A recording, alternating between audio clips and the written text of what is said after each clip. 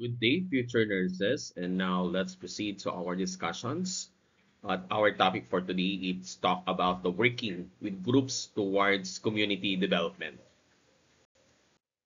So this is the introductions of our study. That is, community development is a process where people work together to solve common health problems and improve their communities. So in community health nursing, this means helping groups of people cooperate, share ideas, and taking actions to promote health and prevent disease. So nurses play an important role by guiding these groups, encouraging teamwork, and supporting communications. When nurses understand how groups form and work, they can help members stay organized, focused, and effective in reaching their health goals for the community. And our rationale of our study is working with groups is a key skills in community health nursing because many health programs depend on the teamwork and group participations. So when nurses know how to manage and guide groups well, they can encourage active community involvement, make better use of the resources, and help communities become more independent. So as a facilitators, nurses help groups stay united, solve problems together, and resolve conflicts. So by guiding or by building a partnership between people, organization, and sectors, nurses help create community-led and community-lasting health programs. So learning to work effectively with this group not only improves health outcomes but also strengthen community empowerment, cooperations, and long-term resilience. So these are the stages of group development. We have your forming, storming, norming, performing, and adjoining. So let's start with the first stage, which is forming, that is orientations and dependence stage. Also known as, this is the initial phase of the group development where members come together to understand the group purpose, objective, and each other roles. So during this stage, individuals are usually polite, cautious, and rely heavily on the leader for direction and structures. Trust and rapport are just beginning to develop, and group norms or expectations are not yet clearly established. So the nurse serving as the group facilitators plays a vital role in providing orientations, clarifying the group goals, and encouraging participation. So by guiding the members and creating a welcoming and organized environment, the nurse helps lay the foundation for effective teamwork and collaboration in achieving the group's objective. Second stage, we have your storming stage, or also known as the conflict and competition stage. In this period, when group members start to express their individual's opinion and challenges existing ideas. So, authority or group directions. As members assert their individuality, disagreements may arise regarding the goals, roles, and procedure, leading to possible power struggle or the formations of the subgroup. Dito din, nagkakaroon ng emotional tensions and resistance are very common as the group works through differing perspective and expectations. And during this phase, the nurse plays a crucial role in facilitating open communication, promoting mutual respect, and guiding members towards constructive conflict resolutions. So by helping the group navigate tensions in healthy manner, the nurse foster understanding, unity, and progress towards effective collaborations. Next, the third one, we have the norming, or also known as the cohesions and relationship stage. When the group begins to overcome conflicts and develop stronger unity and cooperation. So members can start to build the trust, communicate more openly, and agree on the shared norms, values, and goals that guide their interactions. Here also, there is a sense of belonging and team spirit grows as each member gains a clear understanding of their role and responsibilities within the group. And during this phase, the nurse role is to reinforce positive interactions, encourage collaborations, and promote shared decision making to maintain harmony and strengthen group cohesions. And also, this stage marks a turning point where the group becomes more organized, supportive, and focus on working together effectively towards common objectives. Next one, we have your fourth one stage. We have the performing, also known as the productive collaboration stage, when the group operates at its the highest level of efficiency and effectiveness. So at this point, members are very highly motivated, goal-oriented, and work interdependently towards achieving shared objectives. So decision-making and problem-solving processes are smooth and collaborative. So with members confidently fulfilling their roles while remaining flexible and supportive of one another. And here, there is a strong sense of trust, cooperations, and mutual respect characterize the group's interactions. During this stage, the nurses' role shift from direct leadership to facilitation. So delegating tasks appropriately, maintaining motivations, and ensuring that the group efforts remain focused on achieving desired outcomes. And this phase reflects the group maturity and ability to function as a cohesive, productive team. Next one, we have the adjourning stage, or also known as the terminations and closure stage. So these take place when the group has completed its objective and begins the process of disbanding. During this phase, members reflect on their experiences, review accomplishment, and evaluate the outcomes of their work together. So while there is a sense of satisfactions and pride in achieving the goals, some members also experiencing feelings of loss or separation as the group comes to an end.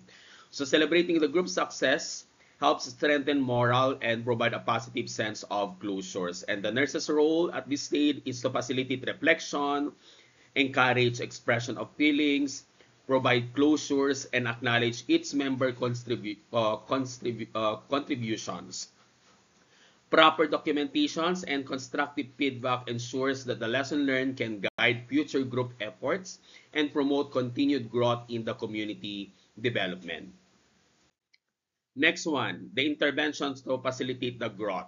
So interventions are very essential strategies that nurses use to help group functions effectively and achieve their goals. So since groups evolve through various stages of development, the nurse's intervention must match the needs and the dynamic of each stages. So the nurse here promotes open communications, encourages participations, and guides problem solving to build the trust and cooperations among the member. So by addressing the conflicts constructively, reinforcing positive behavior, and promoting shared decision making, nurses help the group progress smoothly through its stages. So these interventions not only strengthen teamwork and productivity, but also ensures that the group remains focused, motivated, and united in working towards improved community health outcomes. Okay, we have the orientation structures and directions. These are the intervention during the early phase of the group development where members are just beginning to understand their purpose and roles. At this stage, the nurse help group establish clear goals and objectives to give members as a shared sense of directions. So dito, dinidefine natin yung roles, setting group norms, and clarifying expectation, provide the necessary structures for effective teamwork. So the nurse offer guidance and leadership to keep the discussion focused and organized while encouraging open communications to build the trust and understanding among the members. Additionally, the nurse facilitate collaborative processing and negotiations of roles, timelines, and responsibilities, ensuring that every member feels involved and accountable. So these actions lay strong foundations for group cohesions and successful progress towards common health goals. Next, we have the resolve conflicts is an important interventions that support group stability and progress. Especially during the storming stage when disagreement often arise, the nurse role is to address the conflicts early and objectively to prevent misunderstanding from escalating. So by using the active listening and empathy, the nurse help members express their thoughts and feelings while understanding different viewpoints. There is an open dialogue and mutual respect are encouraged to create a safe space where members can communicate honestly without fear of judgment. The nurse guides the group towards compromise and consensus building, ensuring that decisions reflect the collective interest, focusing on issues rather than personalities, keeps discussion constructive and solution-oriented. Through the effective conflict resolution, the nurse helps restore the harmony, strengthen the relationship, and promotes teamwork within the group. Next, we have the awareness of the effects of behavior. It's the key interventions that help strengthen group relationship and promote positive interactions among members. The nurse encourage individuals to reflect on how their attitude, words, and actions influence others and the overall group dynamics. So by fostering self-awareness and accountability, members learn to take responsibility for their behavior and its effects on teamwork. Feedback sessions are very useful for discussing group interactions openly and identifying the both strengths and areas for improvement. So the nurse reinforce positive behavior that supports cooperation, respect, and unity, while addressing the disruptive behavior through the constructive coaching and guidance. So these interventions help create a supportive and respectful environment where member feels valued and motivated to work together effectively towards shared community health goals. Next, we have the applications of new learning, where the stage where group members actively put into practice the knowledge and skills they have gained throughout their collaborations. So the nurses facilitates opportunities for the members to apply what they've learned through hands-on activities, group projects, and real-life community health initiatives. Experiential learning allows members to strengthen their competence and confidence while addressing actual community needs. So the nurse reinforces learning by providing feedback and encouraging reflections on both individual and group performance. And members are also encouraged to share their insight, strategies, and best practices with one another to enhance collective learning. So there is a continuous evaluation of progress and outcomes, ensure that the groups identify its successes, addresses the challenges, and maintain growth. Through this process, learning becomes meaningful, sustainable, and directly beneficial to community health development. Next, we have your collaborations and partnership. So these are essential components of community health nursing that emphasize working together towards common health goal. Collaboration involves active joining planning, shared decision making, and coordinated implementations of the health programs between nurses, community members, and other stakeholders. Partnership strengthens community capacity by pooling resources, knowledge, and responsibilities to address health issues more effectively. Built on mutual trust, respect, and shared goals and clear communications, this partnership fosters teamwork and ensures that all parties are equally involved in promoting community well-being. Example, include intersectoral collaborations with local government units, non-government organizations, schools, and community leaders to implement health educations, disease preventions, and health promotion initiatives. Through the effective collaboration and partnership, nurses help create sustainable, community-driven health programs that empower individuals and strengthen the overall resilience of the community. The lecture on working with group towards community development underscored the importance of teamwork, collaborations, and active community participations in achieving lasting health improvements. It emphasizes the community health nurses serve not only care providers but also facilitators who guide groups towards shared health goals. So by understanding the stages of group development, from forming to adjoining, nurses can better identify group dynamics, address challenges, and harness members' strength to promote effective teamwork. The discussions highlights that open communications, constructive conflict resolutions, and shared leadership are the key to maintaining group harmony and productivity. So each stage of group growth call for appropriate interventions that build trust, cooperations, and mutual respect. Ultimately, the lecture reminds us nurses that sustainable community development is achieved through genuine partnership grounded in respect, shared visions, and collective responsibility, requiring nurses to demonstrate empathy, culture awareness, and flexibility in every group engagement. The implications of this lecture reach far beyond theoretical understanding, influencing multiple aspects of community health nursing practice. For nursing practice, it emphasized the need for nurses to develop and apply group facilitations, skills in everyday work, ensuring that health programs are inclusive, participatory, and focused on collective empowerment. Nurses must be adept at guiding group through the stages of development while maintaining unity, motivation, and shared purpose. For community empowerment, the lecture highlights how group work principles encourage communities to take active roles in identifying their needs, planning interventions, and assessing outcomes, thereby fostering ownership and long-term sustainability.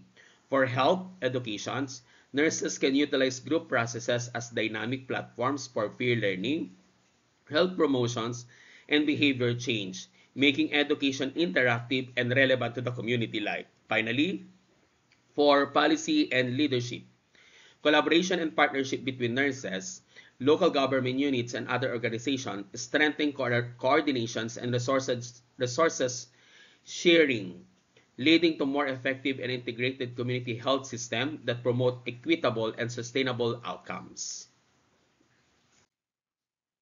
Okay, moving forward, it is essential to strengthen the capacity of community health nurses in group facilitations, leaderships, and participatory approaches to enhance their effectiveness in community engagement. There will be continuous training in communications, conflict resolutions, and team building should be prioritized to promote collaborations and cohesion among group members. Active community participation must be encouraged in every phase of health program planning, implementation, and evaluations to ensure inclusivity and shared ownership.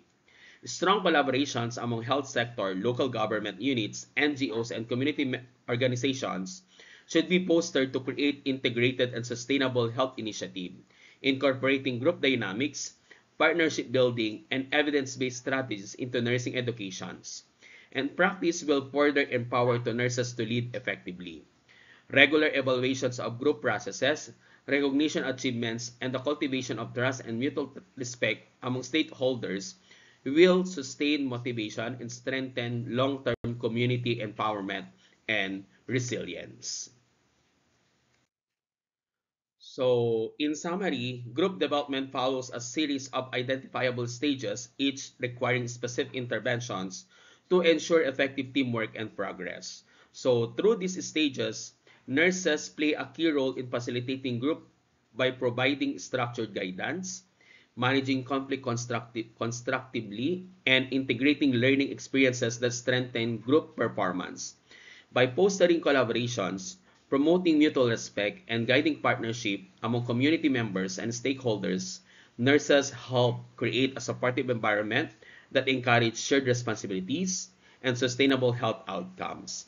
Ultimately, effective group facilitations and strong partnership from the foundation for lasting community development and improved public health.